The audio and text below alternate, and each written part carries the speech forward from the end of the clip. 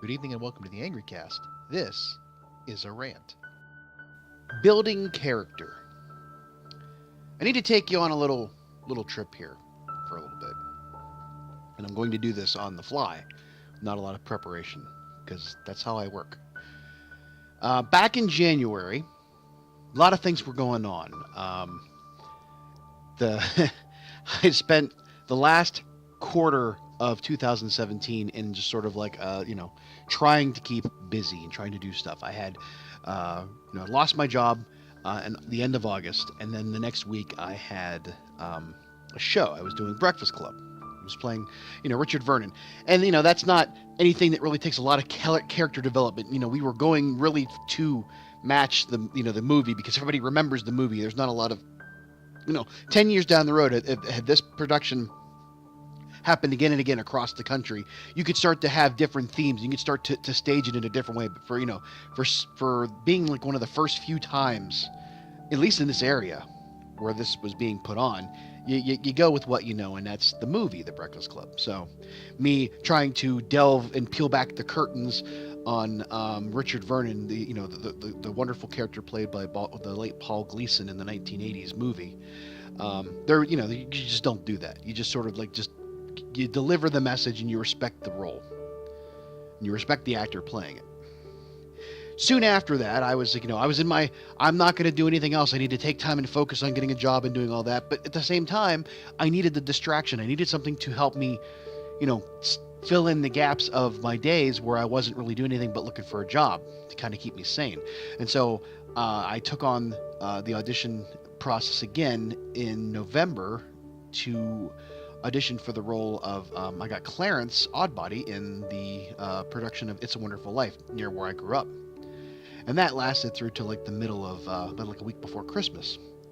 Again, you're not really going to do a lot of character development in a role like that because the movie is so iconic and it's every year. And even though this was actually a high school production high school adaptation that we had done with children and everything else, I sort of took a different role. I took Clarence in a different angle. Clarence in the movie was sort of like a childlike, just bumbling, Arrested Development man-child kind of idea.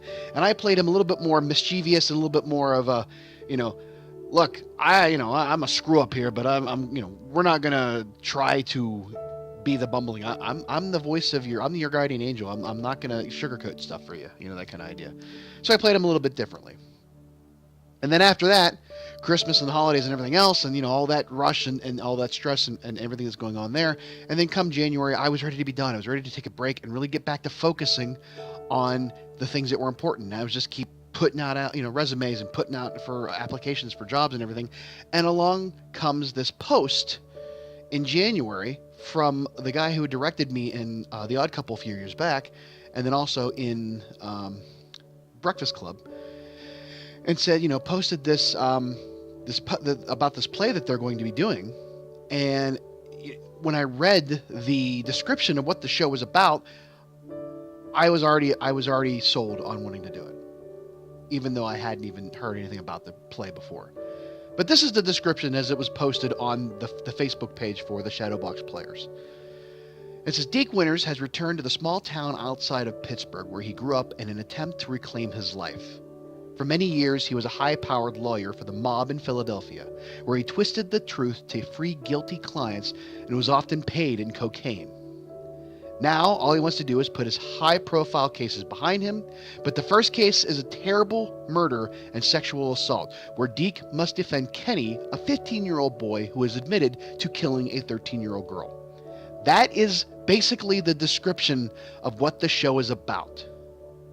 And there is a lot of meat in this script. And I didn't even know it yet. And so part of me says, when I see that, I'm like, you have my attention, I said. And the auditions were a month away. So I started looking online to see if I could get a script without having to pay for it, of course. But just see if, sometimes they post scripts online. And I could see bits and pieces of it. They have previews of things on Google. You can search for Google and Google Docs and all that other stuff. And I got to see some of the main parts of the story, some of the interactions between the characters different characters and some of the monologues, and I was like, this is insane. This is insane. This is a dark story, but I didn't really know all about it just yet. There wasn't enough in those previews for me to know. And of course, I was looking at a particular character in general. I don't try to be a showboat. I don't try to do that. Like I only want this character. When I auditioned for Breakfast Club, I knew there was only two characters that I could probably play. One being Richard Vernon, the assistant principal, and the other being Carl, the janitor. And quite frankly, I would have been happy with either one of them. And the actor that played opposite me in the show as Carl, the janitor, and I was Richard Vernon, he and I have acted before, and we have gotten it to the point now where the two of us can just go on stage and you can just give us something and we will make magic happen. We are that comfortable acting against each other. And we play and we have fun, and it truly is, when you trust somebody that completely in a space like that, magic does happen. And so he and I had so much fun. He only had one scene together. He and I had so much fun playing that scene, and we always said we wanted to just keep switching back and forth and play the different. You play it one night, I play it the other night, and then again, and It's a Wonderful Life, he played the character of Mr. Welch, who is the husband of Zuzu's teacher, who sends her home and she gets sick, and George reams her out on the phone, and then later he's out walking and or at the bar, depending on which, if you're watching the movie or the play, Mr. Welch comes upon him, says, "You George Bailey?" and he socks him right in the face. That's for yelling at my wife, blah blah blah blah blah. And then that's his character. He only had but he owned that character so well, and it was so shocking to see this production take that turn, but he sold the performance. And so I was like, oh my gosh, could you imagine if he and I were in the show together? And of course, I wanted to play the lead. I wanted to play Deke. I wanted to play that character because I knew, even though that character's so far away from who I am, I know I could bring a lot of stuff to that character. There's a lot of similarities in some ways. And the actor who I've my friend who I've been, I call him a brother, He and I have done some stuff together. I could see him playing the other character in the show, or even vice versa. I would be willing to take Deke or Vince, who's his best friend, who is the police chief. And to kind of give you an idea of what the show is about, and I kind of gave a little bit of in a previous vlog post, but here's sort of what's happening. Deke is a lawyer for the Philly mob, and he played out those court cases in front of the cameras. He just basically was a showboating, high profile, one of those types of sleazy lawyers that always got his clients off. And in doing so, to cope with what he has done, he turns to drugs and alcohol because that's how they take care of their own. Like, hey, yeah, you do. Here's a case of booze for getting my client, getting us off, and here's the coke, and here's prostitutes and all that other stuff. And meanwhile, he's got a wife and kid at home, but he doesn't care. It's just that, part of his problem is he's got these demons in him, and you give him that access to stuff and he will do it. And it's just like, it numbs the pain of knowing that your conscience is struggling with the idea that you are representing these people, but it's your job regardless. And then you take that home with you. And, the unfortunate part is that he took it out on his wife. She canceled all his credit cards because he was out for 4 days straight doing God knows what. She cancels the credit cards. He comes home, gets all pissed at her, and, starts to beat on her. And his daughter's watching him and doesn't even flinch or just doesn't even she's probably 6 or 7, not even 6, probably 5 or 6 at the time as he was talking about this. And she doesn't even, she's like, she knew he was going to do something like that all along, and she wasn't even surprised. And that's when the switch flips and he realizes he can't continue being like this. So he leaves. And he goes into rehab for 3 months for drug and alcohol. And then he leaves and just ups and leaves, sends his friend a postcard and comes, for 3 months while he's in the hospital. And then comes out back home to southwestern Pennsylvania and needs a job. And he needs to get a job, as a lawyer because that's what he does. And he gets a job with a local firm, and they're like, oh, we know why they hired you. You're this big high-profile attorney. He's like, look, I'm just here because I need a paycheck. I don't want any profile. I don't want any media. I just sit at my desk and do my job. And everybody's kind of like, all right, fine. But, we know why you got hired. And there's sort of the misogyny of this woman who was currently kind of running the firm in the absence of the boss, who was living on a beach basically, and he goes and hires this other attorney, and it's like this, it's a man, so there's like, there's always that going to be that gender thing going on there, and woman's not supposed to be a lawyer and that kind of thing, and she doesn't have the fortitude to do it, so he goes out and gets this other person. But it's like, dude, I just need a job. I'm not here, but it's, of course, it's privilege. It's privilege involved. So then basically what happens is the first case he gets is this murder. This 13-year-old girl is raped and murdered by a 15-year-old boy. And the friend of Deke, who is the police chief, gets the suspect within a day of the crime. But the unfortunate part is he's not the world's greatest detective, as his wife would say. And he sort of botches the investigation a little bit, because the kid basically walks up to him and says, yeah, I did it, in not so many words, or in more words. And he arrests him, but doesn't read him his rights until after he's confessed. And so now you've got this technicality of the Miranda not being enforced properly. He should have done one of two things, according to some lawyers that we talked to in the process. One is, you're supposed to say, whoa, stop, you don't say anything else here. I'm going to read you your rights right now off this card so that you are understanding of them, and then you can tell me anything you want if you want to, or have your attorney present to do so. Because it's a 17-year-old kid, it's a 15-year-old kid, actually. Or secondly, after he tells them all this, say, fine, we're going to go down to the station, you're going to call your parents, blah, blah, blah, blah, blah. Now, I'm going to read you your rights, and now you can then say, and from that point, no matter what he has said previously, even if he's confessed to everything, from that point on, anything that he says can be admissible. If he chooses to do the exact same thing over again, he's free to do so, but a lawyer or his parents will probably say, no, you keep your mouth shut until your lawyer gets here, and he'll tell you not to say anything, and then we will discuss this. In any case, that's not what happened. The kid confesses, guy goes down to the station, takes him here, reads him his rights, and then they book him on that, and then there you go. And so therefore, everything gets botched. And then the father of the kid knows that there's a high-profile mob lawyer in town and wants him specifically. And he is an alcoholic, abusive, son of a bitch that beats his wife, beats his kid, and everything else. And, it's like Deke is trying to get away from that type of life. And here's the first thing that gets thrown at him is this case and this kid and that father. And it's like, shit, I'm back in that world again. And I keep saying which is me, because I played Deke. But I'm, there's more to that, what's going to occur because of that. But, when I talk to you about it, but still, the idea being that this character has to face all the shit that he was when he was that guy and try to maneuver through all of it without losing himself. And unfortunately, the way the story ends, he can't. Because he has to be the asshole to his friend, because his friend screwed up. It's going to ruin his life. He has to get the kid off, even though the kid's going to do it again, and he is guilty.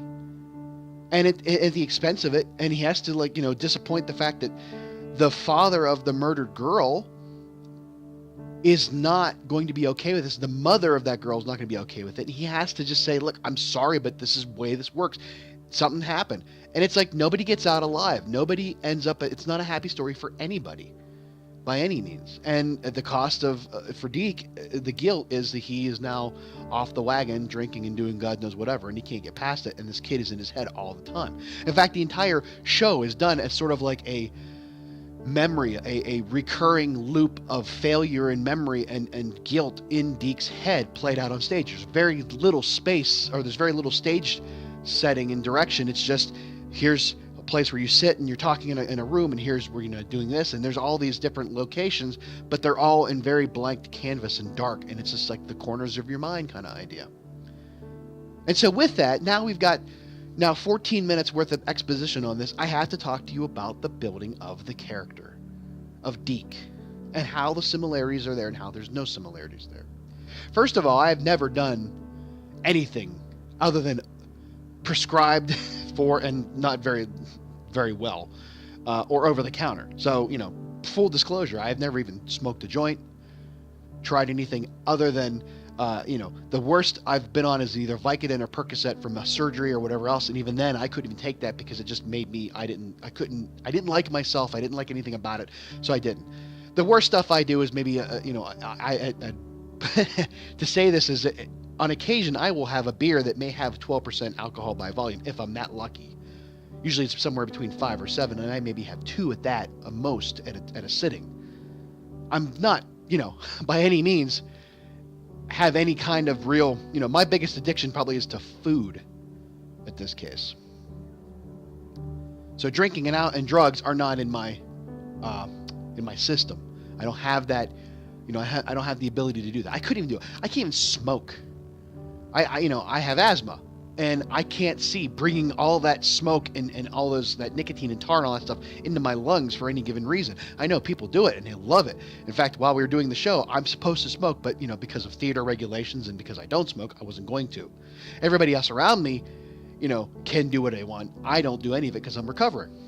And so the character opposite of me, the lawyer, Diane, she only smokes when she drinks, and we had an e-cigarette, and we actually made it look real. Oddly enough, we pulled it off, but she smokes the e-cigarette, and she does smoke when she, is drunk or whatever, so it doesn't really matter. So she's not really doing a lot. We're not doing it a lot on stage. There's one scene where that happens. Otherwise, I'm playing with a cigarette that I just kind of put away because I shouldn't be smoking it. So again, I don't have any of those vices. I don't have any of those demons. And I've never been in a fight in my life, really. I've never thrown a punch at anybody in my life. I'm not that kind of person. I talk my way out. I use my words. I figure a way to diffuse a situation before it gets to that. So me throwing somebody up against the wall and telling them to shut their, blah, blah, blah, blah, blah, getting in their face as I do in the show, that's never happened. Have I raised my voice and yelled at somebody? Hell yes, I have. Usually I do it for effect and not because of anger. As a father, I have... when Bailey was 4 or 5 or 6, and sometimes even, between 7 and 10, there were moments where she did something so out of characterly, that it was infuriating to me or bad, like breaking something or, something not even accidental, but like, she did something out of character that was bad. I have raised my voice to her and say, you're going to not, that's it. You are done. Put that down, go do something else, blah, blah, blah. And I was done it, and a lot of times it was more when she was a little kid. It was more for the effect of fear of like, oh my God, I did something bad. I need to go away. Daddy's mad, and I did something wrong, and I'm going to learn that. Never out of anger or hate or spite or said things that was like, abusive to her. Just raise the voice, get the message out there. She understands it, and then within 2 seconds, it's like, okay, yeah, sure, we're fine. That's what it is. It's you know how to strike the fear, but there's nothing behind it.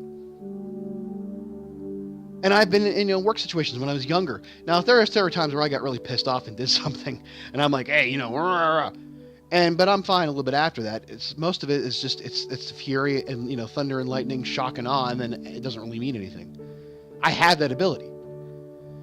So knowing that I had to take on this role as an actor, to go in and have to play this character of a recovering addict, abusive person, and do all these things, that's different for me. As I said before, doing Breakfast Club, you just do the character as it were written from the movie. Clarence Oddbody, and That's a Wonderful Life, you're kind of playing a little bit of a character. But most of the time when I do something like that, it's never been me, it's been a caricature of something else. But here, you don't play the character as a stereotype or a cliche. You have to give it a little bit more gravity than that. And you have to sort of be grounded in your delivery. And in taking on this role, I had to look at my life and find things. And I've talked about this before, about getting there, about how to act natural and emote on stage when you have to. I had to find things in my life that I could use as a starting point for how Deke would respond to things. And being a father is that way. And being an ex-husband, at one point is that, are those starting points. And having people in my life that I know were affected by the themes of the show is another way. And so you start to build the character. And I would hope that anybody that knows me and watched this show did not see, oh, that's Michael up there acting. That's Michael up there, yelling and screaming. That's Michael up there being an asshole. I'm hoping that they said, oh, that's DK Winner's lawyer. Oh, that's, and I hope that I didn't deliver those lines as me. I hope I delivered them as Deke. But you have to find that character and build it. And you just can't go out there and do such things. But the problem is that one of the biggest similarities between doing the show and being that character, and that character in and of itself, is that it is me. It is me. It's, as he says, I couldn't blame, for what he did to his wife in front of his child and having to leave. I couldn't blame the booze and the drugs. I did then, but it's me, something inside of me. There was a demon inside of me. The demon I carry with me is somewhat of self-doubt. In that, or just not realization of the heaviness of something. And then when you take on and then you start to realize, oh my God, I'm never going to get out of this alive. And that is because Deke, the character, takes on this case reluctantly. Everything he tells him in his body says, I don't want this anymore. I told you when I got back here I didn't want this kind of work. But you said you'd do anything that was thrown on your desk. Oh, why are you doing this to me? I don't want this job. This is too much for me. And even the Vince says you don't need this kind of aggravation. He knows that he's a recovering alcoholic and addict, and he knows that this is the kind of thing that can drive him. And Vince tries to stop him, but it's like Deke has to have that win. He's the lawyer and has to have that win. He has to go out there and take on that. For some part of it is to just keep him, in that limelight just a little bit, even if it's so far away from it. And some of it is he knows that he can do it. He's best handled, and there's expectations. They know why he's there, and he needs the job. He needs the money. And if he doesn't do this job, he could be fired for it. So there's you have to do these certain things. So as the actor of me, and I look at this play, this description that I saw back in January, and I was like, oh my gosh, this is so awesome. I think this would be great to do. And then I started to think, can you do this character? And the naivete of me as an actor sometimes looks at it and says, I can handle this. This is nothing big. Oh, come on. I just go out there and pretend to be mad and pretend to be sad and do all that. I can do that. I didn't know the script. I didn't know the nuances of the character yet. And auditions came up, and I went in and I got the script and I looked at it, and I only got to see the things that I was going to do. And I did them, for the audition. And when I got cast, and I'm like, okay, and then it set in. Then the self-doubt of the character set in. Because as Deke takes on this case, part of him is reluctant to take it because he knows he just needs to have the paycheck. But part of him wants that and says, you know what? I am a good lawyer. I have done this before. I have represented killers. I knew that, you looked at them and you talked to them and you knew they were capable of it. This is a kid. How bad could it be? I can handle it. My sobriety can handle this. I can walk that line up to the razor's edge and then not step off. But then as it gets further and further down that rabbit hole and you find out, oh my God, I can't. I'm clinging to everything. And as much as I try to control it, everything outside of it pushes on you, and then you're like, oh God, I can't handle this. I want to go back to what the escapism I had, the drink, that kind of thing. And for me, the actor, getting into the rehearsal process, and we went through the read-through, and after we got to the end of the script, I literally had a problem that I didn't talk about right then and there. And I was looking at myself, inside internally and saying, oh shit, what did you do? What did you do? Oh, I can do this. This should be easy. And then you read the script and you realize where it goes, into the depths of darkness that it goes to. And you're like, yeah, this is going to be hard. And so for the process over the next 2 months, and that was February was the audition, probably mid-February to late February was the casting. And then from, all of March, we had rehearsal 3 times a week. And every time, and this is not against anybody else. This is not against my director or my cast, anybody else. There were days I just dreaded going to rehearsal, not because I didn't like anybody there, that didn't think it was worth my time, but it was just like you are purposely going into a situation where you're going to be sad and you're going to have to draw up these feelings and emotions. And why would anybody do that on purpose? Why would you put yourself through that? You're an actor. That's why you do it.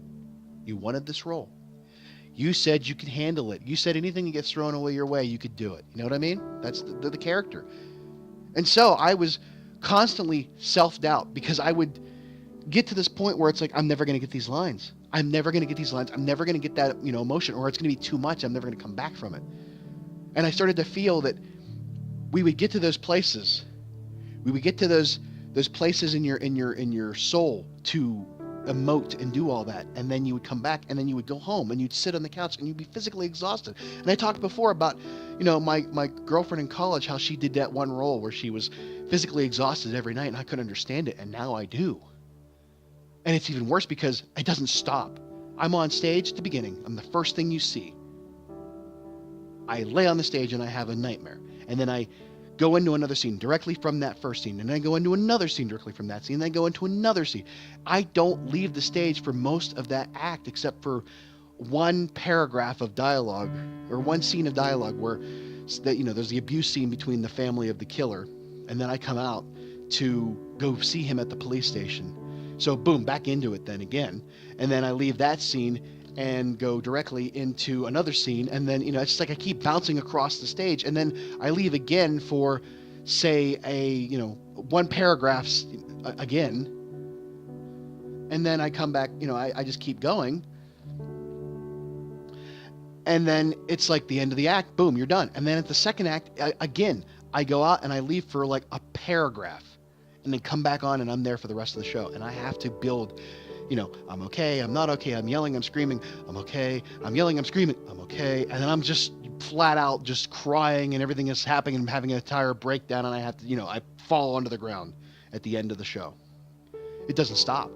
For 2 hours, you are riding that roller coaster of emotion and doubt and sobriety and insanity, and all that stuff is just building up in your head. And you have to sit there and play that out and be believable at it, and then turn it off when you're done and going back to being, yourself and being the person you are 24/7, for that matter. And it's hard. And there were times, like I said, I would come home, I would collapse on the couch. If I watched something that was remotely funny, I would laugh for like 10 minutes. It was like my emotions were so, out of calibration that the little things that I thought were funny, like I would sit there and for 2 minutes laughing, and I'd be like, why am I still laughing? It was funny, but it wasn't that funny. I can't stop laughing. It's like I needed that. It was like everything was just kind of like falling out of me, and I couldn't stop that. The same with, watching other things. I watched, oh my God, what did I watch the other day?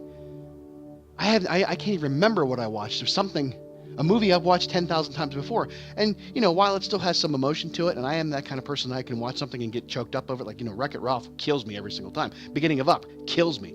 This was something stupid and small. And yet I was sitting there almost in tears watching it. And I'm like, what's wrong with me? And I start to think, oh my God, I'm not going to handle this very well. I can't get out of this.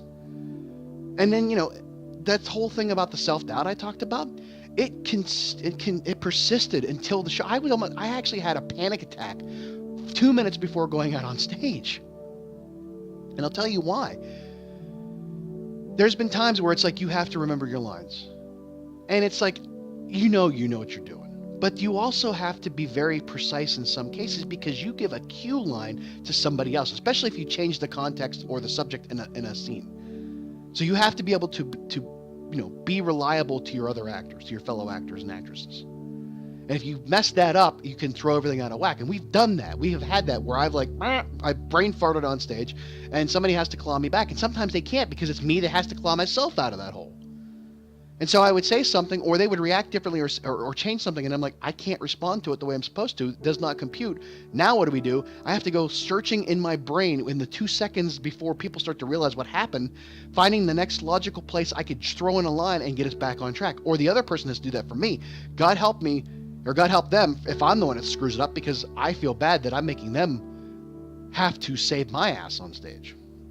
So I have that self-doubt that I'm never going to know these lines. I'm never going to get it. And I would, sit there and go through the process. And I would hold the script on stage. And it came to a point where the director said, look, give me the damn script. I'm like, why? He's like, because you don't need it. I'm like, yes, I do. And he's like, no, you don't. And we would do the stuff. And I'm like, okay, fine. But I need my script now. That safety blanket that you have, the security blanket that you have, that is your script sometimes. And once you finally get that off book as an actor, and you finally get that there, you should be okay. And then you start to lose everything.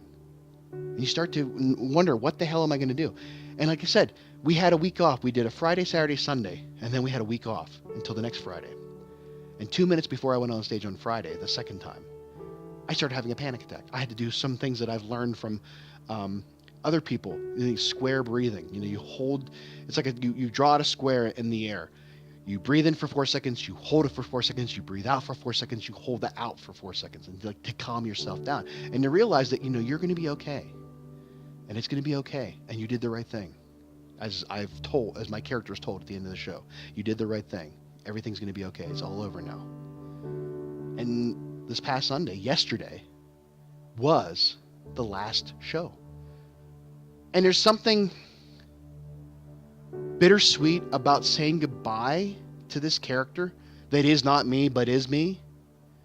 And it's so hard to understand or explain to other people that don't understand these types of things, to know that I no longer have to go to those places in my mind to sell this monologue about how I beat my wife and my friend lied to me and all this other stuff, and I don't have to cry on command. I don't have to do all that stuff. But in a sense, it's like I hate to give that up, because it's become a piece of me, and I've become part of it. And I put on that suit, not the suit I wear on stage, but the suit of that character. And if I take that off, it's like digging up a tree stump in your yard. You can dig up the stump and put the dirt back, but there's going to be something missing, and it's going to settle, and you're going to have other, issues. And it's just like, now what? You've got this hole where there used to be something. And I have to figure out a way to go on it and look for another job and get that other stuff. And I want to take a break. I want to take a break and recalibrate all of my emotions and get everything back in sync. And then maybe that shows how far I have to go as an actor to not have that. Or maybe it's just, maybe that's typical. Maybe I don't know. I've never done this before. And as much as people sit there and say, hey, you had to go do it, you did nothing out of the ordinary, it's how everybody feels. I just don't know. I just feel like I should be better at this point in my life. But, hey, as a person, having to do all this, having to go through all those things, I guess you could just say that's building character. And I look forward to the next adventure. Hopefully it's not anywhere near this, but I am not afraid to take that, because by the time we hit that Saturday, the second Saturday, I no longer had those fears. I knew what I was doing. And I don't know if I'm actually comfortable with that, knowing that I was able to walk out there and feel that confident to be that bad as being a person. But it's just the character. And now it's time to put it away and work on the next one. I want to thank you for everything you've given to me as an audience, as subscribers, as fans, whatever you want to call yourselves. And I hope that you continue joining me on that journey, either playing video games or just talking about things, because that's what we're here for. Thanks again for watching. Have a good night. Bye-bye.